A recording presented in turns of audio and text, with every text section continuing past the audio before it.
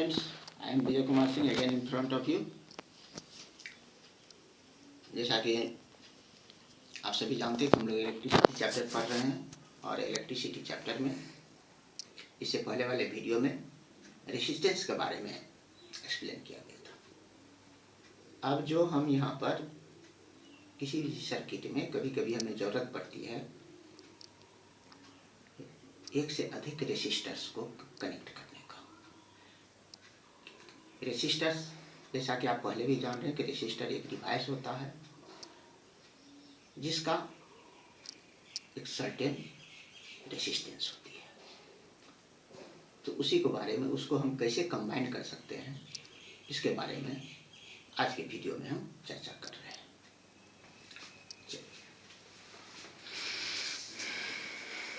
In the preceding section, we learned about some simple electric circuits. We have noticed how the current through a conductor depends upon its resistance and potential difference across its ends. In various electrical gadgets, we often use resistors in various combinations. We know, therefore, intend to see how Ohm's law can be applied to combination of resistors। हम यहाँ पर ये देखेंगे combination of किस तरह से हम combine कर रहे हैं ये भी देखेंगे और किस तरह से हम आपको ये Ohm's law उसमें अप्लाई होता है इसको भी हम इसमें देखेंगे। जैसा कि आप पहले से जान रहे हैं कि रेसिस्टर जो है a conducting material of a particular resistance meant for use in a circuit is called resistor। या रेसिस्टर एक डिवाइस होता है हैविंग सर्टेन रेसिस्टेंस जिसे सर्किट में यूज किया जाता है। तो resistors can be combine into two ways. पहला वेज होता है हमारा इन सीरीज या इसको हम कहते हैं सीरीज कॉम्बिनेशन भी कह सकते हैं। Series combination of resistors. Next होता है parallel combination. Parallel combination of resistors.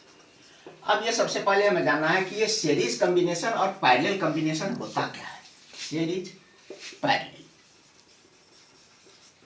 Series combination और ये पैरेलल कॉम्बिनेशन क्या होता है।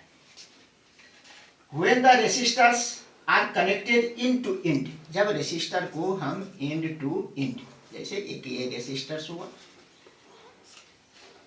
सर्किट में, इसको इसके एंड से दूसरा रेसिस्टर को यहाँ से हम एंड टू एंड कनेक्ट करते हैं या इससे हम तीसरा रेसिस्टर को कनेक्ट करते हैं तो कंसेक्यूटिवली, तो इसको हम सीरीज कॉम्बिनेशन कहते हैं। When the resistors are connected end to end, then consecutively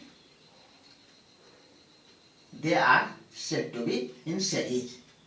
Again I repeat, when the resistors या two or more resistors are connected end to end consecutively they are said to be in series। अब इसमें देखिए parallel combination में, parallel combination में कहता है when the resistors are connected between the same two points। जैसे एक resistors हुआ, ये चलिए ये दूसरा रेसिस्टर्स हुआ, ये तीसरा रेसिस्टर्स हुआ, इन तीनों को तो देखिए इसका एंड टू एंड इस तरह से अगर हम इसको कनेक्ट करते हैं, अब इसको हम किसी सर्किट में अगर हम डाल देते हैं तो ये कॉम्बिनेशन पैरेलल कॉम्बिनेशन कहा जाता है। तो इसमें क्या हो गया, when the resistors are connected between the same two points they are said to be the connected in parallel। अब देखिए इसमें क्या होता है, हम सीरीज में क्यों करते हैं, in case the total resistance is to be increased. जब हमें टोटल मान लीजिए ये 2 ओम है, ये 1 ओम है और ये 3 ओम है, ये तीनों को अगर हम इसको हमें ये टोटल ये सर्किट का रेसिस्टेंस का वैल्यू अगर इंक्रीज करना है तो हम सीरीज में जोड़ते हैं तो इसमें हो जाएगा 2, 3, 5, 6 ओम टोटल हो जाएगा, जो कि हम आगे प्रूव करेंगे, देखेंगे उसको। in case the total resistance is to be increased, then the individual resistors are connected in series. इसी में अगर हमें डिक्रीज करना है, जैसे ये R1 है, या मान लीजिए ये 2 ओम है, ये 1 ओम है, ये मान लीजिए 3 ओम है, ये तीनों रेसिस्टर को हम पैरेलल में कब कनेक्ट करते हैं? जब ये in case the resistance is to be decreased, then the individual resistance are connected in parallel. जब इसे हमको डिक्रीज करना होता है, अर्थात इसका टोटल हो जाएगा, हम आपको देखेंगे 1/2 प्लस 1/1 प्लस 1/3। ये जो आएगा ये 1/R के बराबर हो जाता है, इक्विवेलेंट रेसिस्टेंस के बराबर। और इसका जो होगा तो इसका 3 एलसीएम अगर हम लेते हैं तो 6 हो जाता है, ये हो जाता है 3 प्लस ये हो गया 6 प्लस ये हो गया 2, 6 2 8 3 11, 11/6। इसको हम आर इक्विवेलेंट रेसिस्टेंस निकालेंगे तो इसका रेसिप्रोकल हो जाएगा 6/11। देखिए प्रत्येक से ये कम है। सेम इस तरह से हम इसको करते हैं। उसके बाद in case of a series combination of resistance the combined resistance is greater than all the individual resistance. जैसे आप देखिए कि इसमें 3 2 5 1 6 हो गया, 6 ओम हो गया ये टोटल। तो ये इससे भी अधिक है, इससे भी अधिक है, इससे भी अधिक है, इसमें सभी से ये अधिक होगा। ये कंबाइंड जो इक्विवेलेंट रेसिस्टेंस इसका होगा। इसमें जो होगा ये प्रत्येक से लेस होगा। इसमें देखिए इससे भी ये कम है, इससे भी ये कम है, इससे भी ये कम है। तो इस तरह से हम इसमें जब हमें कॉम्बिनेशन में रेसिस्टेंस को कंबाइन करता है पैरेलल कॉम्बिनेशन में, तो वह यहाँ पर डिक्रीज होता है, अर्थात प्रत्येक इंडिविजुअल रेसिस्टेंस से ये लेस होगा। ये प्रत्येक इंडिविजुअल रेसिस्टेंस है, इक्विवेलेंट रेसिस्टेंस जो होगा ये लार्जर होगा। चलिए अब हम देखते हैं कि ये आपका हम कॉम्बिनेशन कैसे करते हैं। अभी हम सीरीज का कॉम्बिनेशन कर रहे हैं। सबसे पहले सीरीज कॉम्बिनेशन ऑफ रेसिस्टर्स।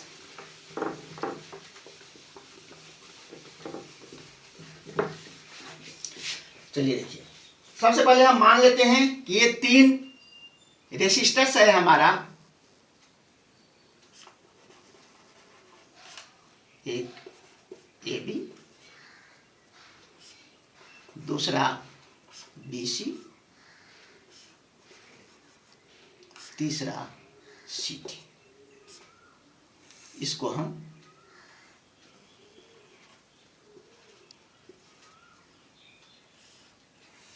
एक बैटरी से ज्वाइन कर रहे हैं।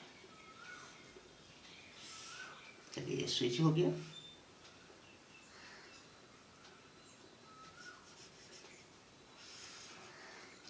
करंट इस तरह से हमें फ्लो होता है।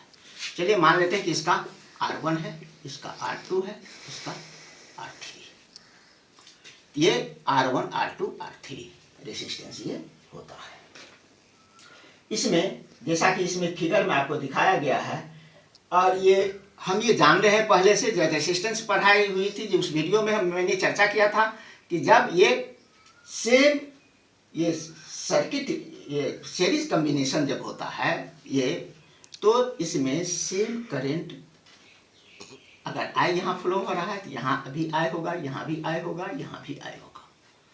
सभी होल सर्किट में सेम करंट फ्लो होता है। लेकिन ये पोटेंशियल डिफरेंस जो है, यहाँ पर अगर मान लीजिए हम वोल्ट मीटर लगा देते हैं, ये आपको V1 हो गया,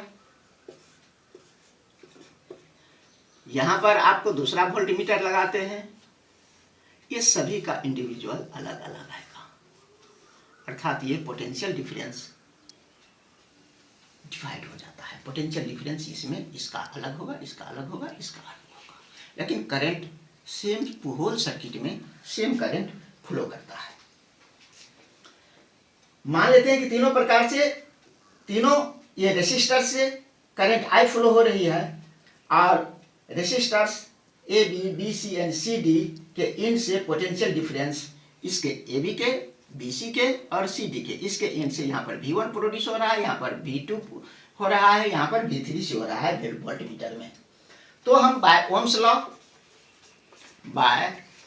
ओम्स लॉ हम ये देखते हैं कि जो क्या होता है, V1 पोटेंशियल यहाँ पर V1 इक्वल टू IR1 हो गया, क्योंकि इसका IR1 है। इसमें क्या हो जाएगा, V1 इक्वल टू IR2 हो जाएगा, यहाँ पर V3 इक्वल टू IR3 हो जाएगा। If potential difference of the battery, जो यहाँ पर हम बैटरी दिए हैं, इसका पोटेंशियल डिफरेंस को V मान लेते हैं। बैटरी इज V, तो क्या हो जाएगा, ये V, यही V जो है सो बटा हुआ है V1 V2 V3 में, तो V बराबर हो गया V1 plus V2 plus V3। ये अब इसमें यहां से हम सब का वैल्यू देते हैं, तो V इक्वल टू V1 के बदले में IR1 प्लस ये IR2 प्लस ये IR3। यहाँ पर देखिए I कॉमन है, सब में I कॉमन लिए, R1 plus R2 plus R3। अब चलिए ये इक्वेशन हम एक सपोज करते हैं। अब हम करते हैं कि let us replace the combination of resistors by a single resistor. अब ये तीन जो हम रेसिस्टर लगाए हैं, इसको हम एक सिंगल रेसिस्टर में बदलते हैं। अगर यहाँ पर कोई सर्किट हम लेते हैं, सपोज दैट इसमें हम एक सिंगल रेसिस्टर्स को लगाए हैं,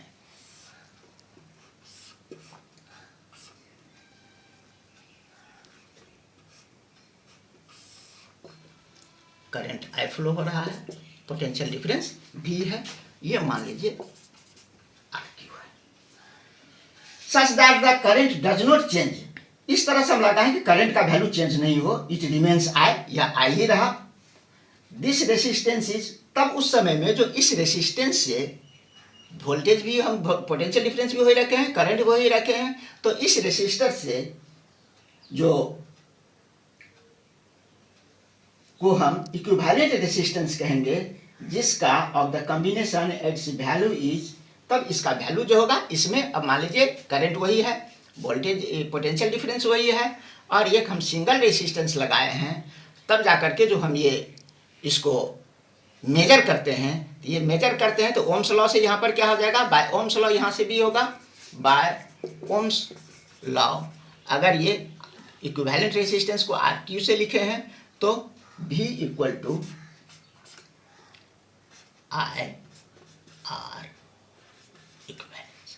अब यहाँ पर हम क्या करेंगे, यहाँ पर V इक्वल टू, ये आपका आ गया। अब यहाँ पर देखिए ये इक्वेशन सेकेंड हो गया, तो इसको हम इस तरह से, ये दूसरा आ गया। अब ये दोनों को हम कंबाइन करते हैं, फर्स्ट एंड सेकेंड को, तो फर्स्ट एंड से फ्रॉम फर्स्ट एंड सेकेंड, ये जो आया, तो इससे हमें क्या मिलता है, ये दोनों इक्वेशन को कंबाइन करते थे, V इक्वल टू यहाँ पर IR equivalent resistance equal to IR1 plus R2 plus R3। तो यहाँ पर क्या हो गया, यहाँ पर I कैंसिल हो जाएगा, equivalent resistance equal to R1 plus R2 plus R3। अर्थात किसी भी सर्किट में हम कितने भी ये लगाए हुए हैं,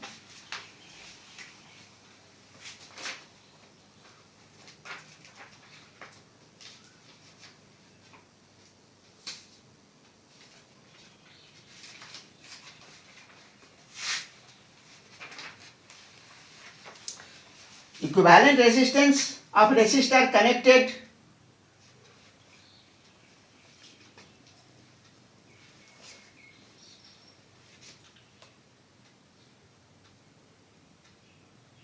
is equal to the sum of the all resistance of all individual resistors।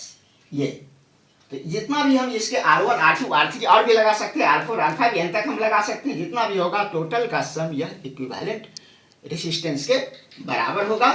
और इसमें यही चीज दिखाया गया है, resistance of the resistance of resistors connected in series is the sum of the all individual resistances of all individual resistors. तो जितना भी होता है इक्विवेलेंट रेसिस्टर्स जो होता है, इसका इसमें वह टोटल जितना भी सीरीज में हमने जोड़ा है, कॉम्बिनेशन किया है रेसिस्टर का, सभी रेसिस्टर के जो रेसिस्टेंस है उसके सम के बराबर होता है, equal to the resistance of the single resistor if the use in the in place of A B B C C D. इसके बदले में अगर एक सिंगल रेसिस्टेंस को लगाया जाए, करंट और पोटेंशियल डिफरेंस सेम रखा जाए, तो वह इक्विवेलेंट रेसिस्टेंस के रेसिस्टेंस जो होगा, ये पार्टिकुलर जितने भी इंडिविजुअल रेसिस्टर्स लगाया गया है वो सभी रेसिस्टर के रेसिस्टेंस के सम के बराबर होगा। ये hence sum of the resistance of the used different resistors is known as equivalent resistance. इसी को हम लोग इक्विवेलेंट रेसिस्टेंस के नाम से जानते हैं। स्टूडेंट्स, आज के क्लास में इतना ही। कल नेक्स्ट वीडियो में हम फिर चर्चा करेंगे पैरेलल कॉम्बिनेशन क्या होता है और उसमें किस तरह से वैरी करता है equivalent resistance. Thank you, have a nice